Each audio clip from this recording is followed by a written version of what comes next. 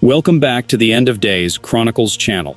The Ark of the Covenant served as a symbol of God's presence among the Israelites, a visual reminder that the one true God had made a covenant with them.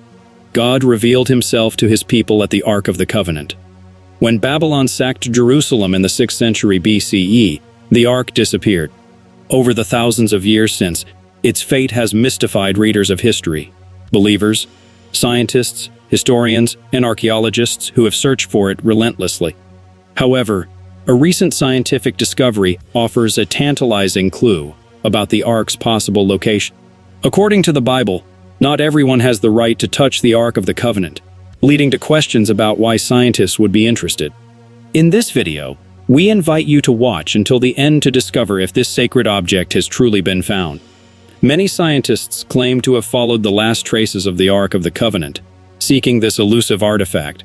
One notable discovery was made by Ron Wyatt, who claimed to have found the Ark of the Covenant and its 10 Commandments buried beneath the remains of the old city of Jerusalem. The Ark of the Covenant was believed to have been kept in the Holy Temple, also known as Solomon's Temple, until the Babylonians invaded and destroyed much of Jerusalem, including the temple. This marked the moment when the Ark of the Covenant was lost to history. During the Babylonian attack, a massive siege wall was built around the city, preventing anyone from entering or leaving. In response, the Israelites constructed numerous tunnels within the city to move about discreetly. Many of these tunnels still exist today, and ancient artifacts have been discovered within them. Ron Wyatt argued that the Ark of the Covenant, the most sacred Jewish artifact, was hidden in an underground chamber that was subsequently sealed and forgotten. Apart from Ron Wyatt, other scientists claim to have found the Ark that had been missing for thousands of years. The anticipation of opening the sacred chest was immense.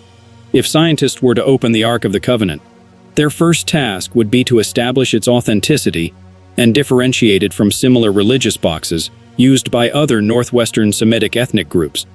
Once opened, scientists would witness the awe-inspiring sight of the Ark, adorned inside and out with pure gold, with a molding of gold around it. Above the lid, known as the mercy seat, stood 2 golden cherubim statues with wings spread out, their faces looking at the mercy seat. This area was considered the most sacred part of the Ark. The Ark had 4 rings of gold, 2 on each side, through which acacia wood poles overlaid with gold were inserted for transportation.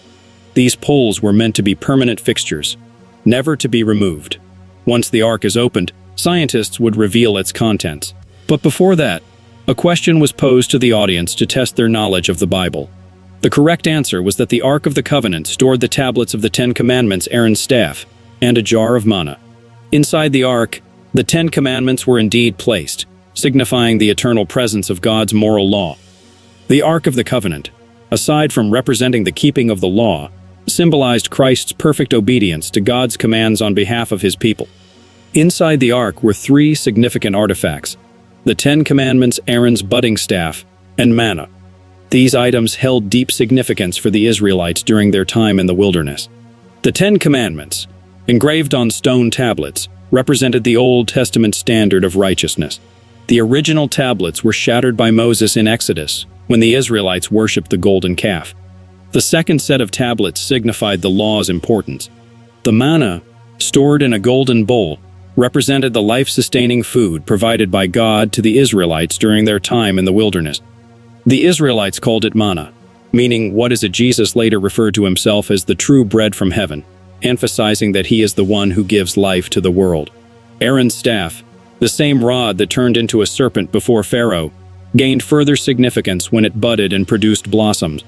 This miraculous event affirmed the chosen priesthood of Aaron and his line, demonstrating God's approval. On top of the Ark was the mercy seat, where the high priest would sprinkle the blood of sacrifice. This act represented the atoning blood of Jesus, bridging the gap between God and his people. Through the blood of Jesus, sins were forgiven, and believers could approach God without the barrier of the law. Due to its sacred nature, only specific individuals were allowed to touch or approach the Ark of the Covenant. It was so holy that touching it meant instant death. The high priest, a descendant of Aaron, was the only one permitted to enter the presence of the Ark once a year, in the Holy of Holies. Moving the Ark required Levites from the descendants of Kohath, following specific procedures and using special poles. Any mishandling or irreverence resulted in severe consequences, even death. In conclusion, the Ark of the Covenant represented the physical manifestation of God's presence and power. It held tremendous significance for the Israelites, and only specific individuals with the right lineage and adherence to protocols were allowed to interact with it. The spiritual connection between God and his people has been lost for an extended period. It was not intended for everyone to see and touch the Ark of the Covenant, as that would create chaos, which was not God's intention. Instead, God chose specific individuals to represent his people and have encounters with the Ark. They would then relay their experiences to future generations, providing reassurance and confidence in the truth. According to biblical accounts, only Levites were allowed to touch the Ark of the Covenant.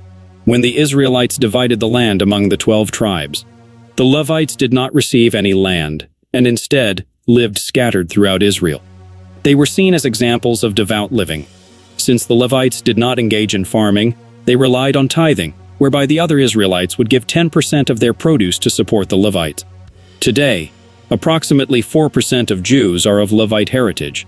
Once a year, on the Day of Atonement, the high priest would enter the Holy of Holies in the tabernacle, and later in the temple, and sprinkle blood on top of the Ark of the Covenant, specifically on the mercy seat. The mercy seat covered the tablets of the 10 Commandments inside the Ark. This act symbolized that through the blood, God's mercy was activated and triumphed over judgment, as mentioned in James. Without the blood, there would be no mercy. The Ark of the Covenant was so sacred that it was forbidden for anyone to touch it. In Exodus 14, God commanded that it be carried on poles, and only the Levites, who were the priests, were allowed to carry it. The Ark had rings on its sides, and the priests would insert poles through these rings to carry it. Touching the Ark directly would result in death, as seen in the story of Uzzah in the 2nd book of Samuel, where God instantly killed him for touching the Ark. Regarding the location of the Ark, there are various theories and speculations. One persistent theory suggests that the Ark of the Covenant has been safeguarded in the Church of St. Mary of Zion in Axum, Ethiopia.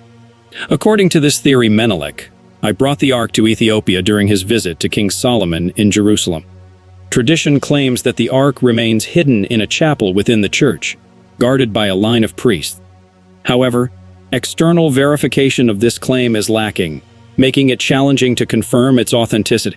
Another intriguing aspect is the copper scroll among the Dead Sea Scrolls, which lists 64 locations where gold and silver items, possibly from the Jerusalem temple, were buried or hidden. The copper scroll implies the presence of the Ark, but it does not provide precise coordinates. Some speculate that the Ark could be concealed near the Dead Sea, possibly in the vicinity of Qumran, where the Dead Sea Scrolls were discovered. As of my knowledge cutoff in September 2021, there is no definitive and verified information about the final resting place of the Ark of the Covenant. The theories and claims surrounding its location remain speculative and lack substantial evidence. Scientists may have potentially discovered the location of the Ark of the Covenant, indicating that God may be guiding his chosen people to find the ancient artifact after thousands of years. However, it remains unknown whether God will permit the public announcement of the Ark's presence, or if he has exclusively revealed it to humanity. The sacred essence of the Ark cannot be perceived physically. For instance, a person named Ron claimed to have witnessed the Ark of the Covenant, but he encountered an unusual occurrence that prevented him from capturing photos or videos of it. Ron explained that when he returned to the location to gather more evidence, 4 angels appeared before him and stated that it was not yet time for the world to witness this discovery firsthand. However, they implied that the time for its unveiling was approaching, coinciding with the enforcement of a universal religious law worldwide. Therefore, to behold or touch the Ark, one would need to await God's approval. To delve further into history, let's revisit the final mention of the Ark of the Covenant in the Old Testament, which is found in Chronicles. In this passage, the Levites, who taught all of Israel and were devoted to the Lord, were instructed to place the Holy Ark in the house that Solomon, the son of David and the king of Israel, had built, which was the temple. This event occurred around 630 BC, during the reign of King Josiah. One prominent theory regarding the Ark's whereabouts is associated with the Ethiopian national epic called the Kebra Nagast, dating back to the 14th century. According to this account, The Queen of Sheba visited King Solomon in Jerusalem during the 10th century BCE and bore a son by him. On his return journey, their son Menelik brought the Ark of the Covenant with him to the city of With the Ark by his side, Menelik later conquered nearby territories, establishing the Ethiopian Empire. The Kebra Nagast and its account of the Ark hold significant importance in Ethiopia's national history, with the country's medieval kings claiming direct lineage from Menelik and Solomon. The Ethiopian Orthodox Tewahedo Church, which is the largest religious denomination in the country, considers the Kebra Nagast as legitimate Christian history. According to church leaders, the Ark of the Covenant has been closely guarded at the Church of St. Mary of Zion in Axum, Ethiopia.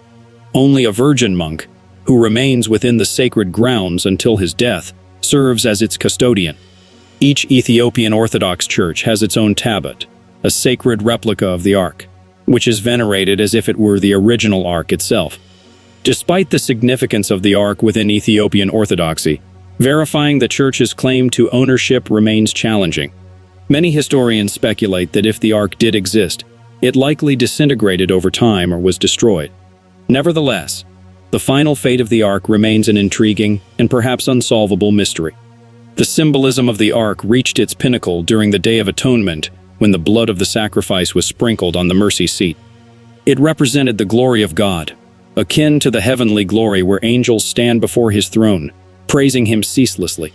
Furthermore, it symbolized the restored presence of God through the resurrection of Christ. Mary Magdalene, when she visited the tomb of Jesus, found two angels, one at the head and the other at the feet, where Jesus' body had been. The resurrection of Christ restored the presence of God to believers. The redemption brought about by Christ's sacrifice is a subject that even angels eagerly desire to comprehend. Thank you for watching, and stay tuned for future updates.